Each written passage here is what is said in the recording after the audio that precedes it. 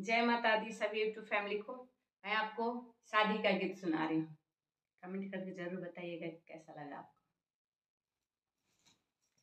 कहवा में चूड़िया गढ़ाई देबो, इंगूरा ढाराई देबो, आगे माई कौन रे दूल्हा के चूड़िया त कहवा में विदैया भइले, आगे माई कौन रे दूल्हा के चूड़िया त कहवा में विदैया भइले।